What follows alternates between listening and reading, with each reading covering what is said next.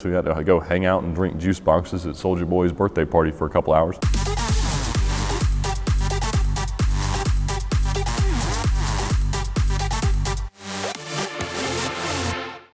It seems like any time you have a discussion about renting or selling exotic cars with someone, the question comes up pretty quickly: do you deal with a lot of musicians or celebrities or entertainers? And my general answer is I try not to. Because while they're obviously entertaining to hang out with, they're really not very good customers. They live in a world where things are given to them and they gravitate towards this feeling of entitlement and like everything is just supposed to be given to them. So they don't tend to take great care of things, and they're not necessarily drivers. They love the lifestyle associated with the brands much more than the capability of the cars they might own or use. And so I did rent cars very often for music videos or appearances or parties or club openings or whatever the case might be. And typically the stories that come from it get pretty entertaining. So we were down in Atlanta filming a video for, I think the artist's name was Sean Garrett. Someone will correct me, but I had taken the 360 Spider down there. And one of the issues that Ferraris have is that they hate cold weather. Almost as much as I hate cold weather, so I can't blame them for that. But they tend to malfunction in some relatively entertaining ways. And so, predictably, even though it was 25 degrees, they wanted the roof down. So we put it down. But on that car in particular, the hydraulic lines for the top were so thin that the fluid that they used would sort of gum up in them if it got too cold. And so the actuation of the top sort of filled and pressurized all the hoses. And predictably, when I went to put the roof back up a couple hours later to drive home, it wouldn't do so. So I was forced, with a very small light jacket, to drive the car about 20 miles back to our storage warehouse in about 20 to 25 degree weather in the middle of the night. And it was miserable, because you'd imagine my head's pretty much sticking out over the roof, and it's just terribly, terribly cold. So I am literally going as fast as I can, because I'm like, either I'm gonna get there much quicker than I might otherwise, or even better, I'm gonna become arrested and I'm gonna get to sit in the back of a nice warm police car for a little while. I was shivering, freezing, and there's no one else on the road. I'm probably going 130 miles an hour, and unfortunately I didn't get arrested, but I made it all the way there and managed to pry myself from the seat and warm back up finally. But that car was definitely prone to some strange things in cold weather. We were shooting something else, I don't remember exactly what it was, but we were near Georgia Tech's campus, because I remember it was easier for me to stash the car there afterwards than to return it to our storage facility the next day. And so when I returned to the car the next morning, the locks would not unlock. And the way those cars work is if either door cannot unlock, it won't allow either to unlock. And so the top was up, so I couldn't reach in and get in. And as it turned out, there's a very small, cheap plastic shroud that surrounds the lock cylinder, and it had shrunk in the cold weather and wasn't making contact with the door lock. And so I called our local dealer, and they had absolutely no idea how to do this. It was something they didn't intend to encounter, because people weren't out driving their Ferraris when it was terribly cold in Atlanta. And so I ended up calling a Canadian dealer, and I said, hey, this is what's happening. They said, oh yeah, it happens to us every single day. And they said, what you have to do is you have to get some boiling water and pull the weather stripping back from the window and pour it down into the door. I said, you mean into the door with its regulators and electronics and power locks and things like that, with hot water enough to overwhelm the temperature of everything in there? I said, absolutely, yeah, that's what we do. I said, that sounds like an awful idea, but I had no other way to get the car out, because it wasn't supposed to be parked there for the rest of the day. And so I did that, and magically 8 seconds later it just unlocks.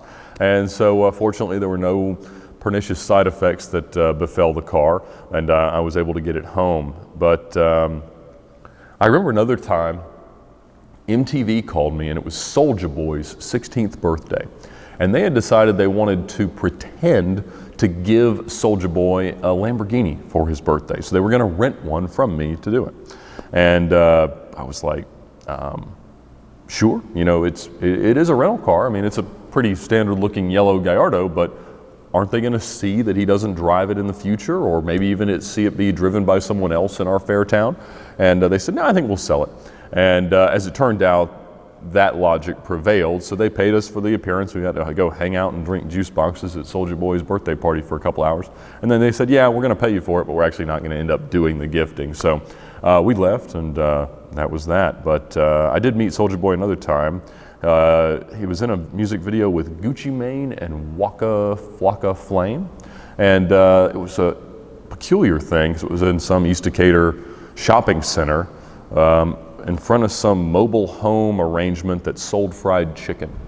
And I think Waka Flocka's mother was financing all this. It was very early in his career, and they had these cameos, and it was called Bingo, That's My Car. And we had, I think, the 360 and the 612 out there. So we're there with these girls looking like Kimmy, dancing all over the cars with these guys, very badly lip syncing the lyrics, and you're next to all these people, you know, holding up their phones, like #blessed, having the time of their lives, just getting paid $8 an hour to hold an extension cord off the ground. And they look over at me like, you know, what did you do to get to come out and be a part of this? I'm like, well, apparently I just didn't give them a number on how much it cost to rent my cars that was enough, because they ended up paying it. But it's a very interesting thing to be a part of. I remember when Lil Wayne was going to jail, that time they had to remove all his teeth or whatever because of how long he was gonna have to spend in there. They tried to film like 10 music videos in a weekend so that they could release them throughout his sentence and it wouldn't appear to his fans that he was ever away. And so it was a video with Shawty Lowe, who is, I believe, famous for having 11 children with 10 different women. Quite the accolade, and I think he's passed since then, unfortunately. But he was a very nice guy with a painted-on beard. Thought that was strange. But they're filming, and we had the Gallardo out there, and I remember they were terrified of Lil Wayne. He was bouncing around. They were chauffeuring him around with a Rolls Royce and just smoking weed right in front of cops the entire time. They could barely make him stop long enough to shoot, but they were all like, you know, don't look him in the eye, and you know, whatever. But I'm just standing in the background, as I tended to, and I hear, cut, cut, cut, where's the car guy? Oh, that's me. And I walk up there and they say, how do you raise the seats? My general concern is usually, how do I make them lower so my head will fit inside? And I said, well, in fact, you can't. What do you mean you can't? Don't they have like a power, you know, so we can't see them in the car. They were trying to film from outside the car, and they're in there dancing around.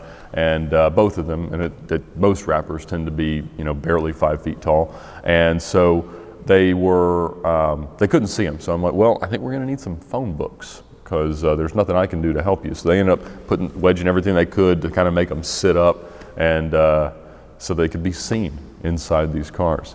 But the crazy thing is, they'll pay you all this money and they'll spend all this time shooting your car, and you'll usually barely even see it. I got a call a few years ago, and these guys said they wanted an orange Murcielago for the movie Let's Be Cops.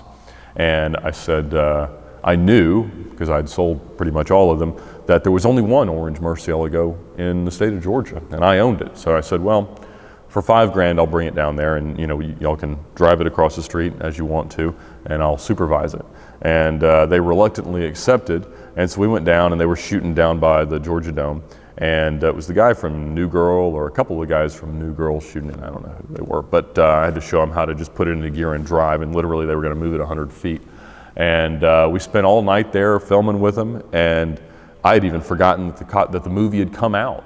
And one of my friends said, hey, was that your car in the closing credits of this movie? And I said, well, I figured they'd use it for something a little more prolific than the outtakes in the closing credits, but that's the only place it ended up. So movie budgets are a crazy, crazy thing. But it's definitely not my goal of being in this industry, and it never has been. But you know, when you get a text in the middle of the night from Usher, or you know, Floyd Mayweather stops by to look for a very specific car, you know, it certainly makes for an interesting story. As a luxury and exotic brand dealer, you know the challenge of putting the right price tag on perfection.